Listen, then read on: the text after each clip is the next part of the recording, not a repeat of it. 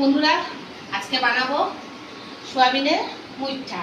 তার জন্য এই দেখো সোয়াবিন আমি সেদ্ধ করে মানে গরম জলে ধুয়ে নিয়েছি, ঠিক আছে। আর এই যে আলু ডুমু ডুমু করে কেটে নিয়েছি, ধুয়ে রেখেছি।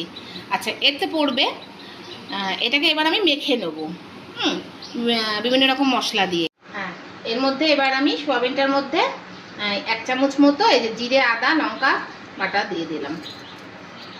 এবার দেব একটু পেঁয়াজ টমেটো বাটা দিয়ে দিলাম, ওই 2 চামচ মতো বড় চামচের। আর দেব হলুদ, 1 চামচ মতো হলুদ দিলাম, 2 চামচ মতো লঙ্কার গুঁড়ো। আচ্ছা, মেন জিনিস যেটা না দিলে চলবেই না সেটা হলো নুন। আমি পরিমাণ মতো নুন দিয়ে দিচ্ছি। আচ্ছা, আর দেবো একটু গরম মশলার গুঁড়ো। হ্যাঁ, আর দেবো একটু চিনি, 1 চামচ মতো চিনি। এবার এগুলোকে সব একসাথে দিয়ে আমি মেখে নেব ভালো করে। এটা আমার মাখা হয়ে গেছে সোয়াবিনটা পুরোপুরি। এবার এটাকে আমি মুঠের আকারে গড়ে গড়ে তোমার তেলে ভেজে নেব। আচ্ছা, ভাজার জন্য আমি কড়াই গরম করে নিয়েছি। এবার কড়াইতে একটু রিফাইন তেল দিয়ে দিলাম। এই যে বন্ধুরা, আমি মুঠোর আকারে সব সোয়াবিনগুলোকে গড়ে নিয়েছি। এবার আমি এগুলোকে এক এক করে গরম তেলে ভেজে নেব। ছেড়ে দিলাম তেলে। এই যে বন্ধুরা, মুঠোগুলো সব আমার ভাজা হয়ে গেছে, মুইঠাগুলো। তা এই যে আমি রেখেছি। আর একটা কথা তোমাদের বলে নিই, যদি কখনো দেখো যে এগুলো ভাজার মানে গড়তে গেলে একটুখানি ভেঙে যাচ্ছে বা একটু বাইন্ডিংয়ের কোনো অসুবিধা হচ্ছে, তাহলে তোমরা না এর মধ্যে 2-3 চামচ ময়দা অ্যাড করে দিতে পারো। তাহলে বাইন্ডিংটা ভালো। বা ভাজতে গেলে দেখছো ভেঙে যাচ্ছে, আমার যেমন হচ্ছিল, একটু ভাজতে গেলে দেখো তোমরা 2-1টা ভেঙে গেছে। তা এই জন্য আমি পরে 2-3 চামচ মতো ময়দা অ্যাড করে দিয়েছি এবং সেটা আমার শ্যুট করা হয়নি। তার জন্য আমি দুঃখিত, সরি তোমাদের কাছে। তোমরা যদি মনে করো যে এরকম হচ্ছে, তাহলে তোমরা 2-3 চামচ ময়দা দিয়ে ইয়ে করে নিতে পারো। আচ্ছা, ঠিক আছে। এগুলো আমার এবারে যে পরে ভাজা হয়ে গেছে, দেখো এবার পরেরগুলো সুন্দরই হয়েছে। যাই হোক, এবার আমি এটাকে গ্রেভিটা করার জন্য প্রথমে কড়াইতে ভাজার তেল অল্প রয়েছে, ওর মধ্যে আমি আরেকটু তেল অ্যাড করে দেবো। একটু সর্ষের তেল দিয়ে দিচ্ছি।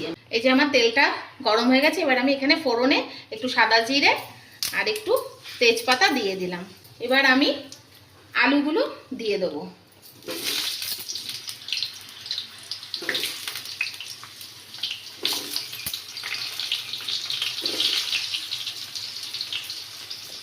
এই যে আলুগুলো আমি কড়াইতে দিয়ে দিয়েছি ভাজার জন্য। এবার এখানে পরিমাপ মতো নুন দিয়ে দেবো। নুনটা দিয়ে দিলে না বন্ধুরা, জানো তো ভাজাটা বেশ ভালো হয়, তাড়াতাড়ি হয়েও যায়। আর একটা কথা, দেখবে রোজ আমরা এই সোয়াবিনের তরকারি খেতে খেতে না ভীষণ একঘেয়েমি লাগে। একই জিনিস তো রোজ ভালো লাগে না, বলো? তাই ভাবলাম আজকে একটুখানি সোয়াবিনের মুইঠাই করে ফেলি। এটা টেস্ট খুব ভালো হয়। তোমরা একবার বানিয়ে দেখো, আশা করি তোমাদের ভালো লাগবে। ভীষণ খেতে দারুণ দারুণ স্বাদের হয়, জমে যায় পুরো। ঠিক আছে, তাহলে আমি আলুগুলো ভেজে নিয়ে ফেরত আসছি। এই যে বন্ধুরা, আমার দেখো আলুগুলো বেশ লাল লাল করে ভাজা হয়ে গেছে। এবার আমি এর মধ্যে এক এক করে মশলাগুলো অ্যাড করে দেবো। এই যে প্রথমে 1 চামচ হলুদ দিলাম, তারপরে 1 চামচ লঙ্কার গুঁড়ো।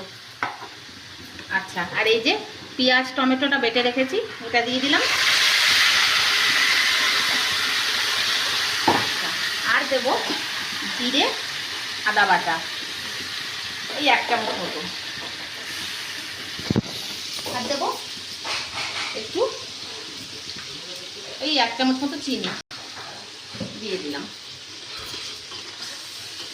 এবার এগুলোকে আমি ভালো করে মশলাগুলোকে কষিয়ে নেব। কষিয়ে নিয়ে আমি ফেরত আসছি। এই যে বন্ধুরা, দেখো আমার কষানোটা হয়ে গেছে আর তেল ছেড়ে দিয়েছে, কড়াই গায়েও লেগে যাচ্ছে। তাই দেখো পুরোপুরি কষানোটাই হয়ে গেছে। এবার আমি এতে জল অ্যাড করে দেবো। 1 মগ জল দিয়ে দিলাম। এবার আলুগুলো সেদ্ধ হয়ে গেলে তারপরে আমি মুইঠাগুলো ঝোলে দিয়ে দেবো। ঝোলের জন্য জল দিয়ে দিলাম। বন্ধুরা, এই যে আমার তরকারিতে দেখো আলুটা সেদ্ধ হয়ে গেছে। এবার আমি এতে কোপ্তাগুলো অ্যাড করে দেবো, ঝোলে দিয়ে দেবো। এই মুইঠাগুলো ঝোলে দিয়ে দেবো। জাস্ট একটু ফুটিয়ে নিয়েই নামিয়ে নেব। বেশিক্ষণ ফোটাবো না, কেননা তাহলে ভেঙে যেতে পারে আরও। বন্ধুরা, এই যে আমার মুইঠাগুলো ভিজে গেছে।